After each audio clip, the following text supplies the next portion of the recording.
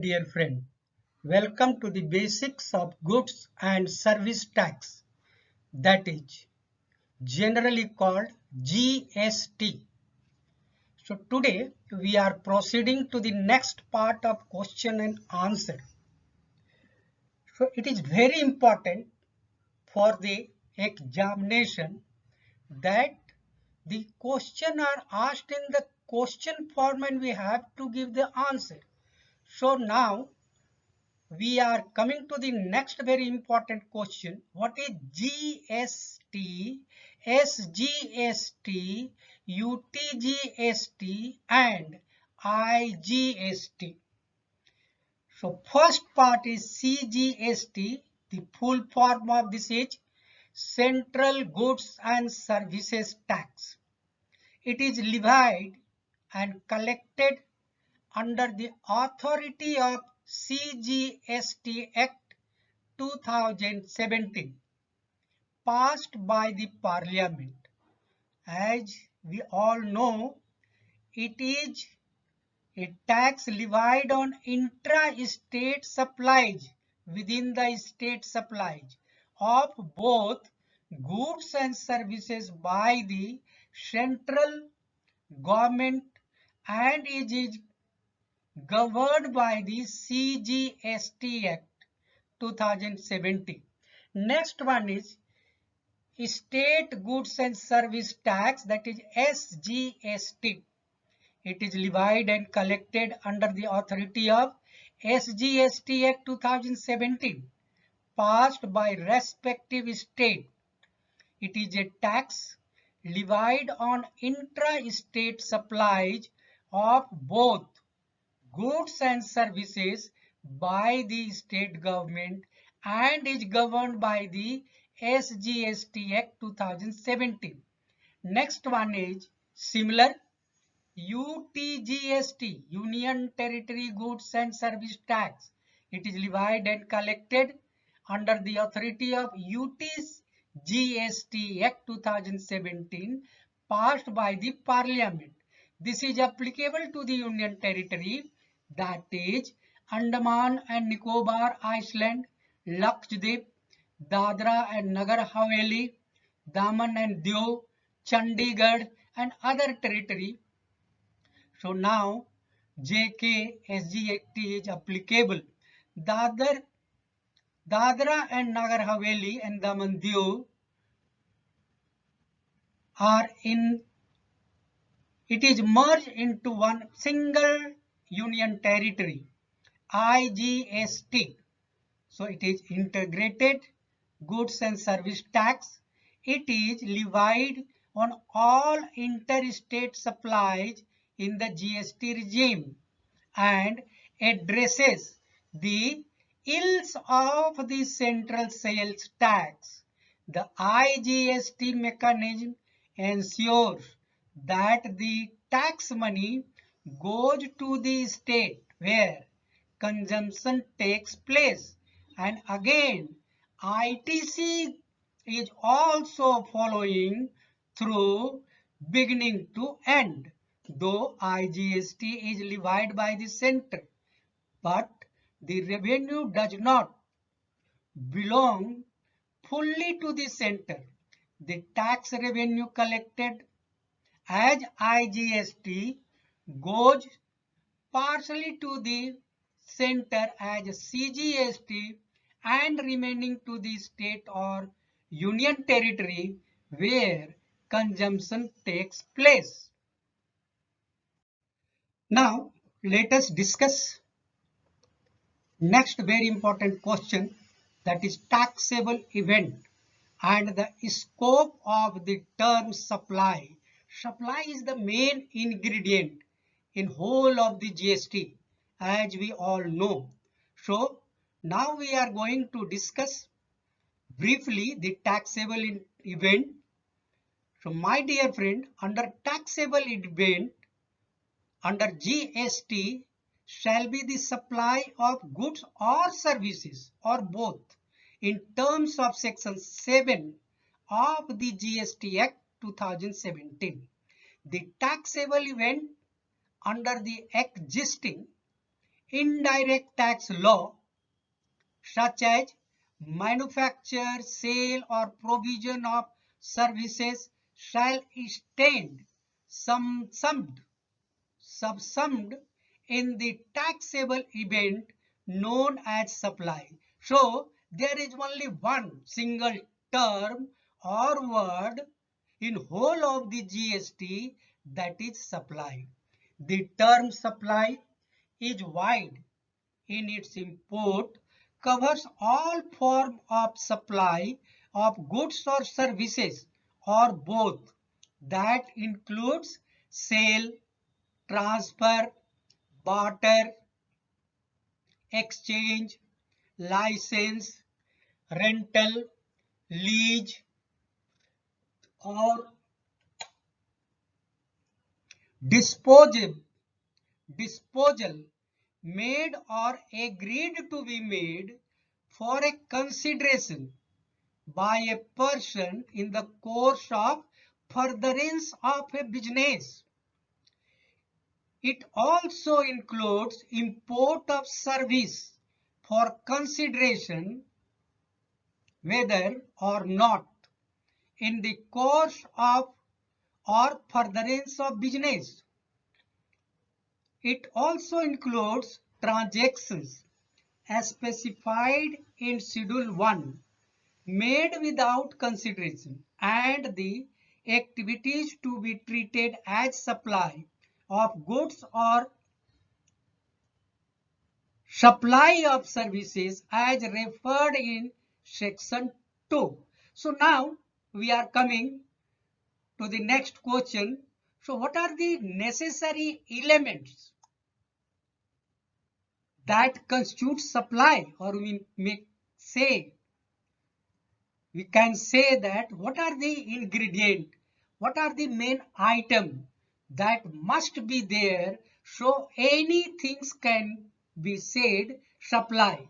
So now in order to constitute a supply, the following elements must be there: that there be activity involves supply of goods or services or both. So there must be an activity. So we can discuss A, B, C. Activity, there must be business or consideration.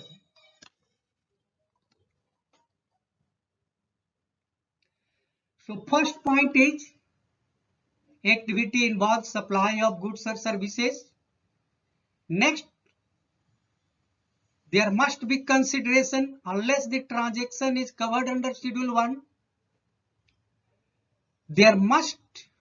It must be made in course of furtherance of business except in case of import of services. The supply is taxable supply. The supply is made by a taxable person. So my dear friend, these are the important items that must be there to constitute supply. Or we may remember A, B, C. It means A means activity, B means business, and C means consideration. So now we are proceeding to the next very important question. How to calculate goods and service tax? This is very important. We are learning, we are studying this GST to calculate the GST which is payable by a taxable person. So GST can be calculated simply by multiplying the taxable amount by the GST rate. If CGST and SGST or UTGST is to be applied, then CGST and SGST both amount are half of the total GST amount. So here is a simple equation: goods and service tax is equal to taxable amount into GST rate. So if we have an amount which is already including the GST, then how we can calculate? This is very important. If the GST amount is included is gross amount, the given, then that case how we can calculate? So very simply, the GST excluding amount is equal to GST including amount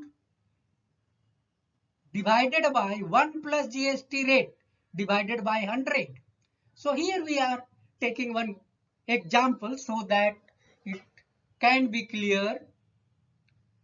So GST including amount is suppose 525 and the GST rate is 5%. So what will be the amount excluding GST? So 525 divided by 1 plus 5 divided by 100 is equal to 525 divided by 1.05 is equal to 500. Very simple. So GST is calculated on the transaction amount. Remember, and not on the MRP. So this is the practical example we have taken.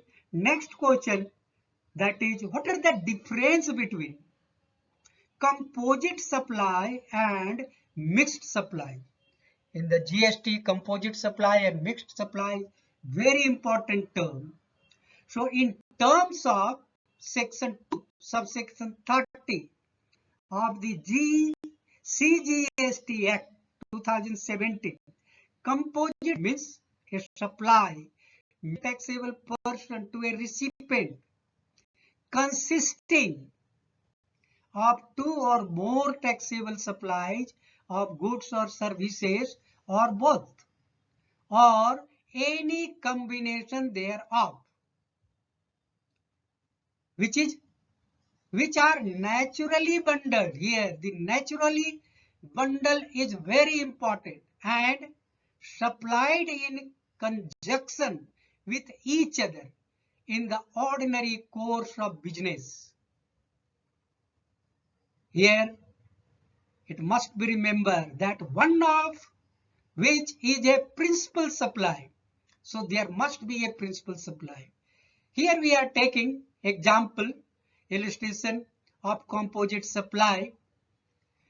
So where goods are packed and transported with insurance, the supply of goods, packing materials, transport and insurance is a composite supply, and supply of goods is a principal supply. So in terms of section 2 subsection 74, my dear friend, here the meaning of mixed supply is given.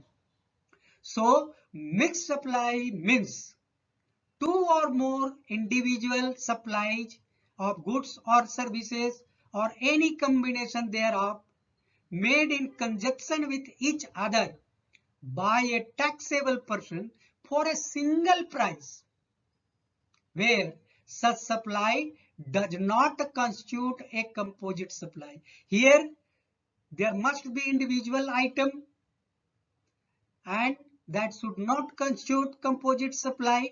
So now we are coming to understand it with the help of an example. Examples are very important.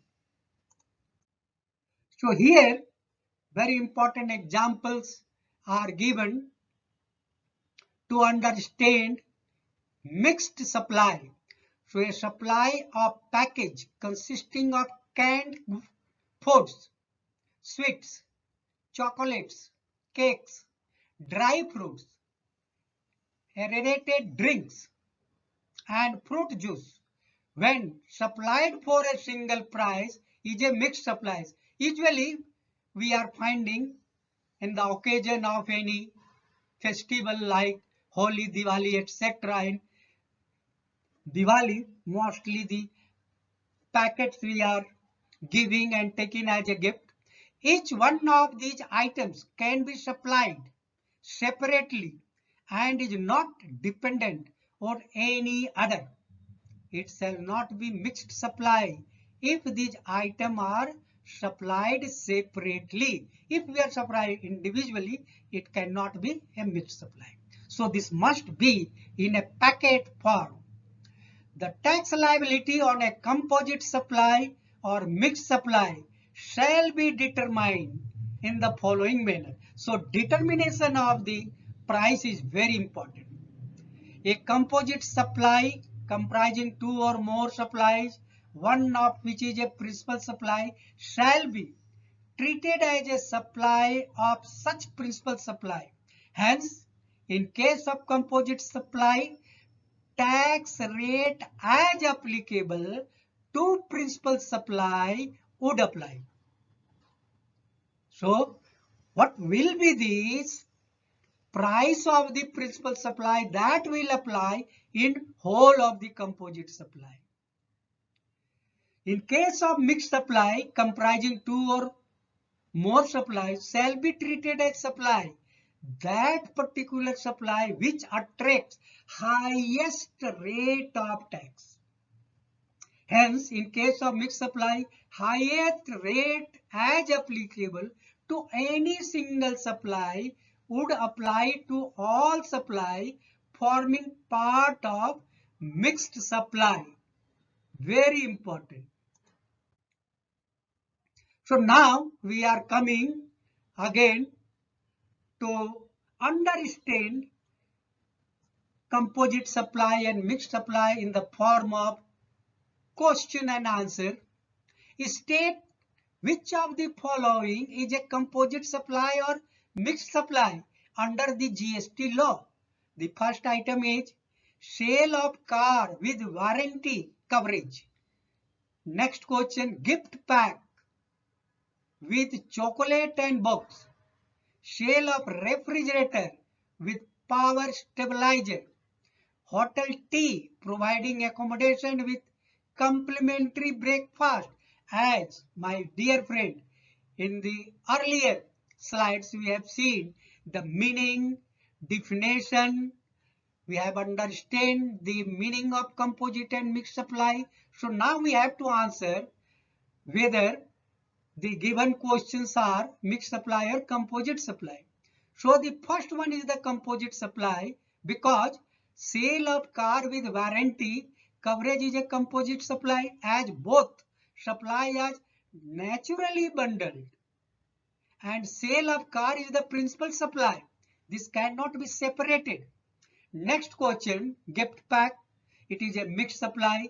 Gift pack with chocolates and books are not bundled due to natural necessity and hence they are mixed supply.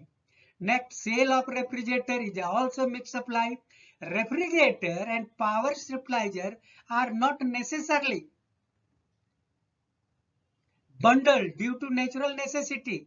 It can be sold separately. So it is a mixed supply. Next one is hotel tea. It is a composite supply. Hotel tea providing accommodation with complimentary breakfast is a composite supply as the principal supply is the service of accommodation. Next very important question, what is deemed supply? We have to understand with the example. So deemed supply means event or transaction where no or inadequate consideration is received for the supply of goods or services. Schedule 1 to this CGST Act 2017, activity to be treated as supply even it made without consideration. So these all are called deemed supply. So first example point we are taking, permanent transfer or disposal of business assets where input tax credit has been availed on such assets. Now, to understand it, here we are taking an example. Mr. A, who sells air conditioner AC, he transfer one AC from stock in trade to his home for personal use, would constitute as supply.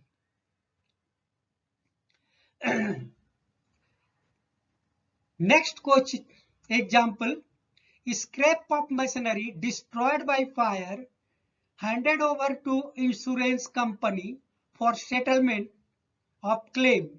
Since ITC has been availed, so when the machinery destroyed by fire is handed over to insurance company in return for insurance compensation, it is supply of goods. Second point of deemed supply, supply of goods or services or both between related person or between distinct person as specified in section 25 when made in the course or furtherance of business, provided that gifts not exceeding 50,000 rupees in value in a financial year by an employer to an employee shall not be treated as supply of goods or services or both. Third point we are coming of the schedule 1 is supply of goods by a principal to his agent, where the agent undertakes to supply such goods on behalf of the principal or the principals, or B point, by an agent to his principal, where the agent undertakes to receive such goods on behalf of the principal. Next point we are coming, import of services by a person from a related person or from any of his other establishment outside India in the course or furtherance of business.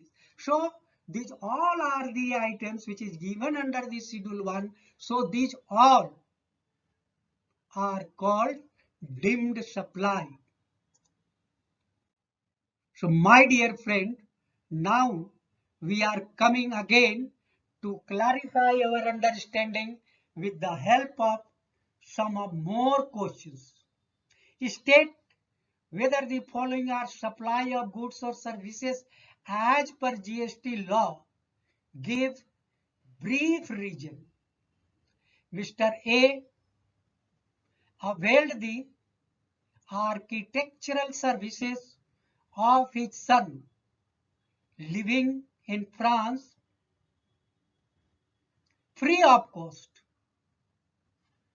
for designing a residential building and factory layout. Next question, lease of land for two-wheeler parking stand. Third question, permitting use of registered patent for annual fee. Next question, transfer of warranty right, tenancy right by executing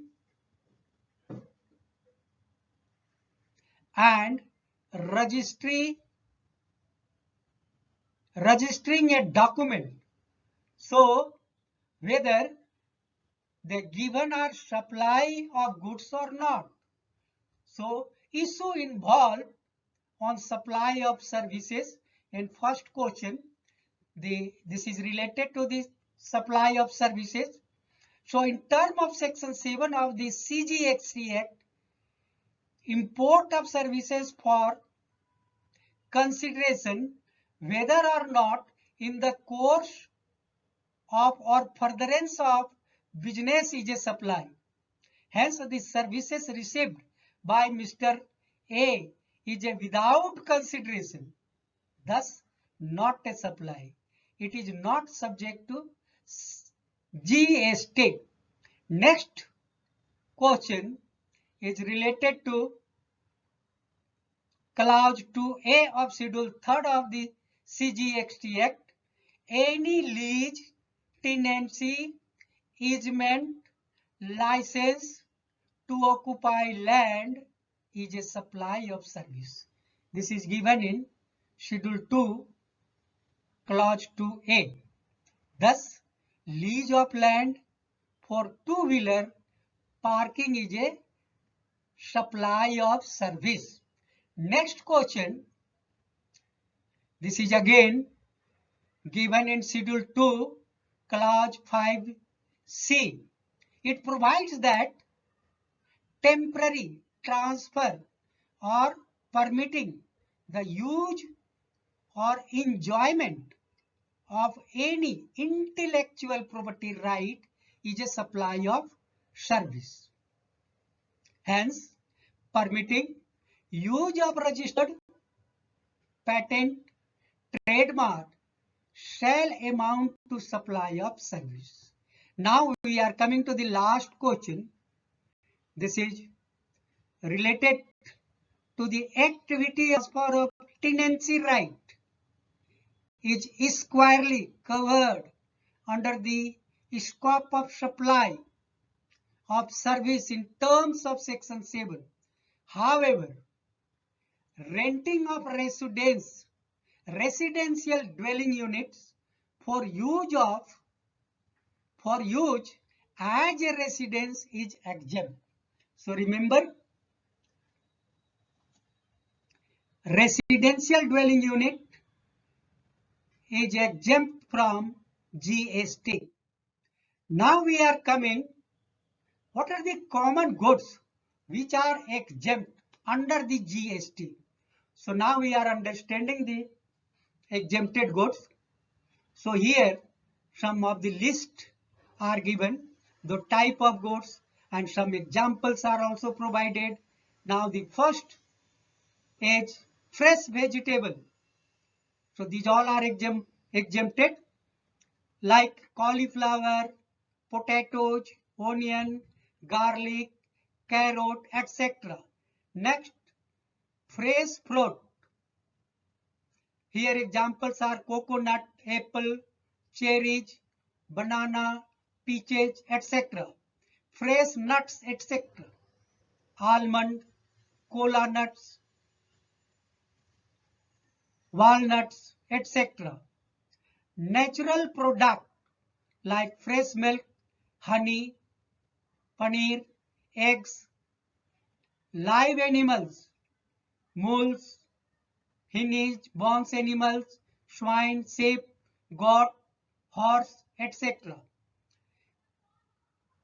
Meat, fresh or frozen meat of sheep, cow, goats, pigs, horses. Fish, fresh or frozen. Tea, coffee and spices. Coffee, beans, leaves, turmeric, ginger, etc. Live trees and plants, bulb, roots, flower, foliage, grains. Examples are sugar, jaggery, water, mineral water, tender coconut water, seeds, flower seeds, wild seeds, cereal husk, baked goods, breads, pizza, base, puffed rice, fossil fuel, electrical energy, etc. So these all are the examples of the exempted goods.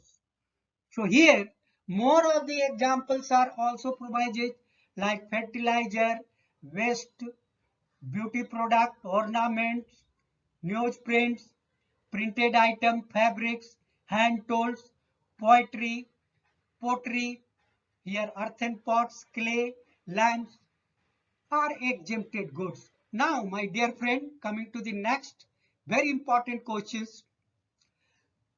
Here, some practical examples are taken to have a better understanding in GST. Mr. AB acts as a referee in a basketball match organized by Sport Authority of India. He has also acted as a referee in another charity basketball organized by a local sport club. In lieu of a lump sum payment, discuss whether he is required to pay any GST. Very important question. Time and again you read, learn, remember and write it again. So now we are coming, what will be the situation, whether he has to pay GST or not. Services provided to a recognized sport body by an individual, here as a referee in sporting event organized by a recognized sport body, is exempt from GST. Very important. Since in the first case, the basketball match is organized by Sport Authority of India, which is a recognized sport body. Services provided by Mr. AB as a referee in such basketball match will be exempt. No GST is payable. Second part, when he acts as a referee in a charity basketball match organized by a local sport club, he would not be entitled to a aforementioned exemption, not be exempt, because he acts as a local sport clubs, which is not a recognized sport body. Thus, GST will be payable in this case. So now, next question, very important. What is reverse charge mechanism? RCM. Very important question. My dear friend, we are going to answer this question. So now you see what is happening in the regular course of business. Generally, the supplier has to pay the service tax. But when the reverse charge mechanism is applied, the receiver of the goods becomes the party that is liable to pay the taxes. So, in case of the reverse charge mechanism, RCM, the receiver is paying, not the supplier. So now we are coming when the reverse charge mechanism is applicable. So reverse charge is generally applicable in three main situations, which is given as under. The first is when supply is made from an unregistered dealer to a registered dealer. Second one, services through an e-commerce website. Third one, supply of specific goods and services listed by CBIC. So now we are going to have an explanation to these three situations. In case of an unregistered person is selling goods or providing any services to the registered person,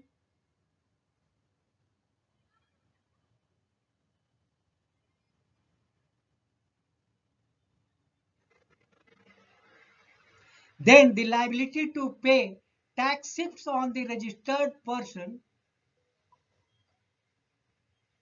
that is the recipient of the goods and services. Where supply is of taxable supply, no reverse charge mechanism is applicable in case of exempted goods. So there must be a taxable goods. The tax will be paid by the registered dealer and all the provision of the act will applicable to him as if he is a supplier of the goods and services.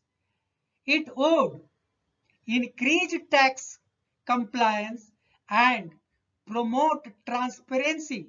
Input tax credit will be allowed to the registered dealer of the tax paid by him under the reverse charge mechanism. So he is eligible to get the ITC. Next point we are going to discuss, that is e-commerce website. If an e-commerce operator supplies services, then reverse charge will be applicable to the e-commerce operator. As per section 2, subsection 45 of the CGST Act,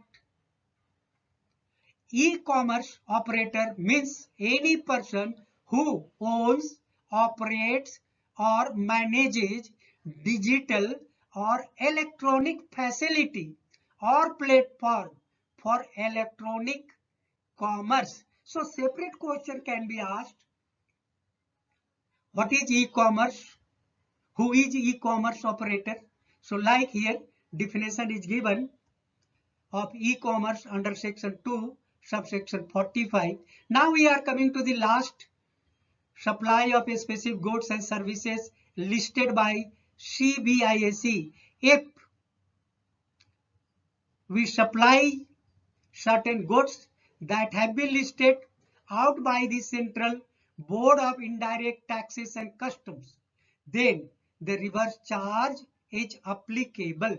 Section 9 subsection 3 of the CGST Act and section 5(3) of the IGST Act state that the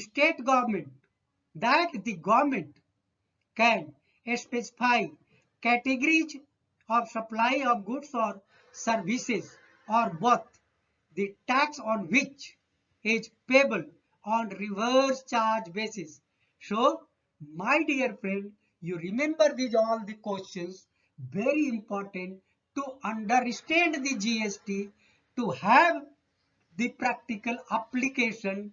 You can act as an professional for the GST. Thank you very much.